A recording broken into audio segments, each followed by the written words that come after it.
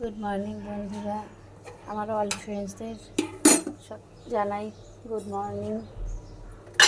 দেখো আজকে আমি চলে এসেছি এখন রান্নাঘরে। দেখো এদিকে দুধ বসিয়ে দিয়েছি গরম, আর এদিকে চাও বসিয়ে দিয়েছি। আর আজকে তেলাপিয়া মাছের ঝোল বানাবো। তো মাছ ছিল, মাছ পিস থেকে বার করে ভিজিয়ে দিয়েছি। তো আজকে দেখো একটা তোমাদের জিনিস দেখাবো, আমি দই পেতেছি। তো দইটা দেখো কি সুন্দর হয়েছে, দেখছো? আমুলের দই দুধ দিয়ে বানিয়েছি, এত সুন্দর দইটা বসেছে। কালকে বসিয়েছি, পুরো একদম জমে গেছে। তো দইটা ভালোই হয়েছে। ডাক্তার আমাকে এখন ডেলি দই খেতে বলেছে, তাই ঘরেই বলেছে ঘরে বানিয়ে খাবেন। তো দই কালকে ওই জন্য পেতেছি, দুধের বাটিতেই দুধ গরম করে দই পেতে দিয়েছি। তো দই সকালে উঠে দেখলাম দইটা ভালোই হয়েছে। এদিকে দেখো ফুলকপি এনেছি আজকে দুটো বড় বড়, এদিকে শাক এনেছি, আর ঠাকুরের ফুল নিয়ে এসেছি। তো আজকে বাজার সেরকম করিনি, আছে সব। তো এই সবজি নিয়ে এসেছি, এখন চা খেয়ে চান টান করে পুজো দেবো, তারপরে রান্না করব। তো আজকে কি রান্না করব তোমাদের শেয়ার করব। দেখো বন্ধুরা, আমার চা প্রায় হয়ে আসলো। কেন কি লাল চাই খাই, দুধ চা খাচ্ছি কেন, গলা ব্যথা ঠান্ডা লেগেছে। তো একটু আদা দিয়ে একটু দুধ চা ভালো করে ফুটিয়ে চা খাবো। আর এদিকে দুধ গরমও প্রায় হয়ে আসলো।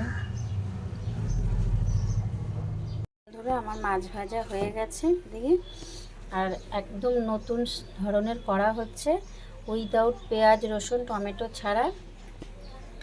এর মধ্যে ধনেপাতা, আলু, ফুলকপি, কাঁচা লঙ্কা দিয়ে দেওয়া হয়েছে। এবার এটা ফুটলে কালো জিরে ফোড়ন দিয়েছি, এটা ফুটলে মাছটা দেব। আমি পুরোটা আজকে দেখাতে পারিনি কি করে দেওয়া হলো, কেন কি কাজের একটু চাপ আছে বলে ভিডিওটা করতেও পারছি না। আর এদিকে দেখো চাল ভিজিয়ে রেখেছি, ভাত বসিয়ে দেবো। আজকে অনেকটা লেট হয়ে গেছে পুজো করতে করতে। দেখো তোমাদের বলেছিলাম কফি এনেছি, সেই কফির পাতাগুলো কেটে নিচ্ছি। কফির পাতাগুলো এখন ভালো করে ধুয়ে তারপরে কাটবো। রসুনও কেটে নিয়েছি, রসুন দেব। আর এদিকে একটা আম এনেছিলাম, কতদিন হয়ে গেল, আমের কাঁচা আম এনেছিলাম, কিন্তু আমটা না পুরো থেকে থেকে নষ্ট হয়ে গেছে।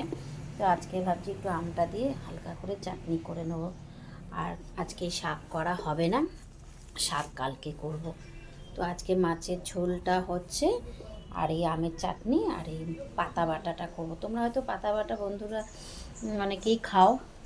একটু ধুয়ে একটু সেদ্ধ করে জলটা ফেলে নেবো, খুব ভালো লাগে শীতের দিনে না, বলে না এত সবজি টবজি থাকে, তো মানে নানান রকমের খাওয়া যায়। গরমে তো আবার এইসব পাওয়া যায় না। তো একটু পাতা ওই কপির সাথেই ছিল, তো কপির পাতা আর ফেলিনি, কপি নিয়ে এসে করব, করে তোমাদের দেখাবো। বন্ধুরা দেখো আমার তাহলে মাছের ঝোল হয়ে গেল, পাতলা মাছের ঝোল, কোনো মশলা নেই। এটা হচ্ছে গিয়ে তেলাপিয়া মাছের ফুলকপি আলু দিয়ে ঝোল। আজকে আদাও দিইনি, শুধু ধনেপাতা দিয়ে করা হয়েছে। দেখো বন্ধুরা, বলেছিলাম না কফি পাতার বাটাটা করবো। এই দেখো বাটাটা বেটে নিয়েছি, আর এদিকে তেল ঢেলে দিয়েছি কড়াইতে অল্প করে, একটু তেল দিয়ে। আর এই যে একটু কালো জিরে দিয়ে দেবো।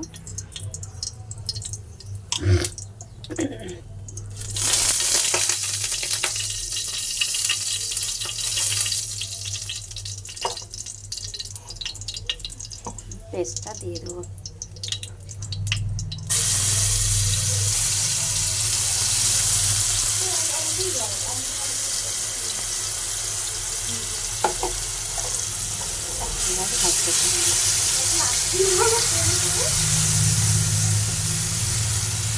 একটু কী বলো তো, হালকা ফ্লেমে ভাজতে হয়,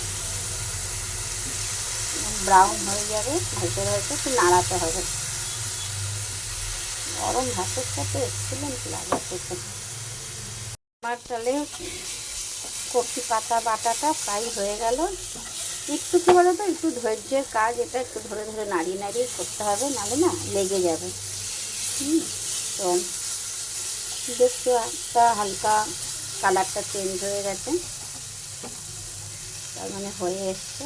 আর একটু এদিক ওদিক করলে হয়ে যাবে।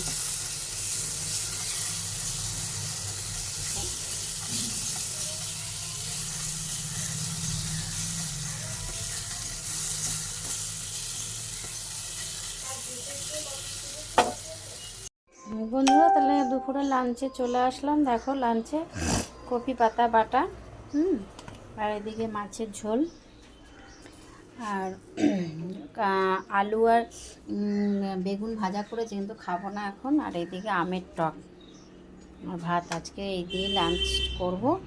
তো তোমাদের আজকে লাঞ্চ কী করলাম দেখালাম।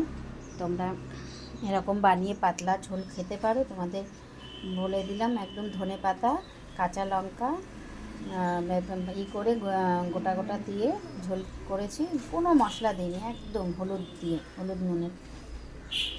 আর বাটা তো দেখালাম, মাছে আমের টকও করেছি। তো আজকে লাঞ্চ তোমরা এইভাবে বানিয়ে খেও। আমিও তো এইভাবেই খাই, আমার ভালো লাগে। তোমরা বন্ধুরা কমেন্টে কিন্তু জানাবে কীরকম হলো, তোমরাও এরকম বানিয়ে খাবে। ধরো একটা জিনিস মিস হয়ে গেছে, সেটা হচ্ছে শসাটা কেটে রেখেছিলাম, কিন্তু সেটাই তোমাদের দেখানো হয়নি। তো সাথে একটু শসাও নিয়েছি।